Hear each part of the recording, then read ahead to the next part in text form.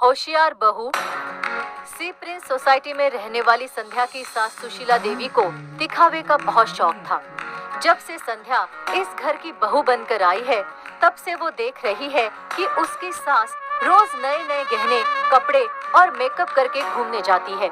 संध्या की समझ में आज तक ये नहीं आया कि इतने महंगे महंगे गहने आखिर उसकी सासू माँ के पास आते कहाँ से हैं।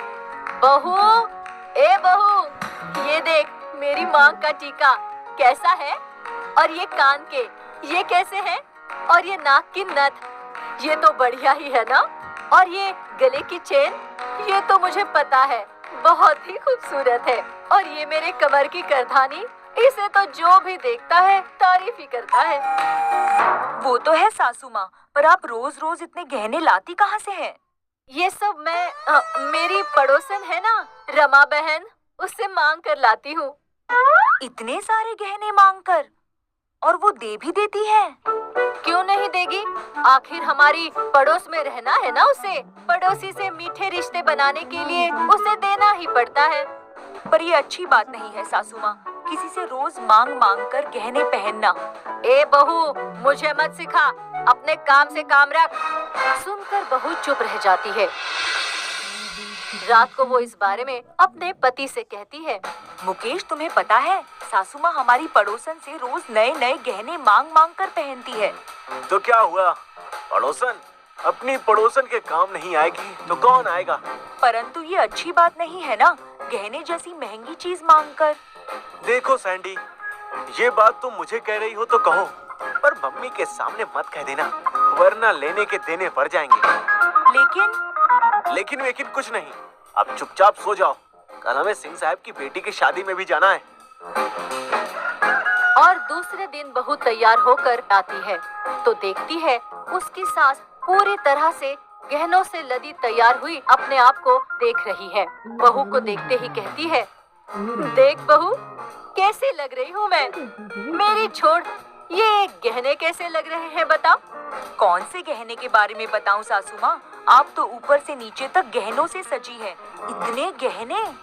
अरे कहाँ ना, अपनी पड़ोसन है ना, उसी से सवेरे सवेरे लेकर आई थी। और इतने गहने उन्होंने दे दिए? असली है? तो तू क्या समझती है, शादी में मैं नकली गहने पहनकर जाऊंगी? लेकिन ये तो बहुत महंगे होंगे। अरे महंगे पहनूंगी तभी तो शादी की पार्टी में सबसे अलग लगूंगी। अगर तू चाहे तो तेरे लिए भी 4-6 आइटम मांग लूं। नहीं सासू माँ, किसी से इतने गहने मांगना अच्छी बात नहीं है। मैं तो कहती हूँ कुछ गहने कम कर दो, अपने अपने ही पहन कर चलो। तू चुप रह। अरे तुझे क्या पता कि सोसाइटी में कैसे जिया जाता है। सास बहू की एक नहीं सुनती है और अपने पति और बेटे बहू के साथ शादी की पार्टी में चली जाती है। देर रात को वो वहाँ से वापस लौटते हैं। वाह, सिंह साहब ने तो अपनी बेटी की शादी में जिसे देखो वही उनकी तारीफ कर रहे थे। अजी, तारीफ तो सभी मेरी ही कर रहे थे। आखिर कितने गहने पहने थे मैंने। सारी औरतें आपके आगे पीछे घूम रही थी। वही तो, तेरी बीवी को भी समझा, कोई हमारी पड़ोसन जैसी सहेली बनाए और खुद गहने मांग मांग कर पहने। आखिर हर गहना, हर डिजाइन हर किसी के पास तो नहीं रहती, मांगना तो पड़ता ही है। नहीं सासू माँ, मुझे ये पसंद नहीं। मांग के गहने कहीं कुछ लेने देने पड़ गए तो? अरे क्या लेने के देने पड़ जाएंगे, फालतू में डरती है तू। जाके सो जा, डरपोक कहीं की। और वो सोने चले जाते हैं। सासू माँ अपने कमरे में आकर सारे गहने उतारकर ड्रेसिंग टेबल पर रखकर सो जाती हैं। सवेरे जब उसकी नींद खुलती है तो ड्रेसिंग टेबल से सारे गहने गायब हैं। वो अपने पति को उठाकर पूछती है। पता चलता है चोर खिड़की का स्क्रू खोलकर चोरी कर गया है। पता चलते ही सासू माँ दहाड़े मार मार कर रोने लगती है। हाय हाय, मेरे सारे गहने चोरी हो गए। हाय हाय। क्या हुआ माँ, क्या हुआ? अरे बेटा, मेरे सारे गहने चोरी हो गए, साथ में पड़ोसन के भी। क्या? हाँ, उसके गहने तो मेरे गहने से 4 गुना ज्यादा थे। अब क्या होगा बेटा? बेटा, मैं उसे क्या मुंह दिखाऊंगी? अरे क्या हुआ, क्या हुआ?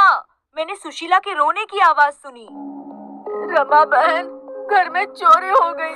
मेरे साथ साथ आपके भी सारे गहने चोरी हो गए। चोरी हो गए? सुशीला, कहीं तुमने तो नहीं रख लिए? मैंने? अरे मैं क्यों रखूंगी? तुमने सोचा होगा रोज रोज मांगने की झंझट से छुटकारा मिलेगा। चोरी के बहाने तुम मेरे गहने हथियाना चाहती हो। नहीं नहीं आंटी, मेरी माँ ऐसी नहीं है। आप तो हमें 30 साल से जानती हैं। कोई बात नहीं, मेरे वो सारे गहने 12 लाख के थे। 12 लाख दे दो। 12 लाख? अरे इतने पैसे हम कहाँ से लाएंगे? वो तो गहने मांगने के टाइम पर सोचना था। अरे लेकिन रामा बहन। मैं कुछ नहीं सुनूंगी भाई साहब। आप तो मेरे पति को जानते हो, उन्हें पता चला तो वो मेरे साथ साथ आपको भी जेल भिजवा देंगे। क्या? हाँ, उसमें उनकी माँ की भी निशानी थी। वो छोड़ेंगे नहीं। 12 लाख तो आपको देने ही पड़ेंगे। कहीं से भी एडजस्ट करो, ये घर बेचो या खुद को बेच दो, पर 12 लाख मुझे चाहिए। लेकिन रमा बहन। मैं कुछ नहीं सुनूंगी संध्या बहू। अपने सास ससुर और पति से 12 लाख का बंदोबस्त करके मेरे घर ले आओ। अब दोबारा मैं इन्हें अपने घर में नहीं आने दूंगी, चोरनी कहीं की। अब क्या करें? 12 लाख रुपए कहाँ से लाएंगे? रो मत सुशीला, जो हो गया सो हो गया। मेरे पास प्रोविडेंट फंड की 4 लाख की एफडी है।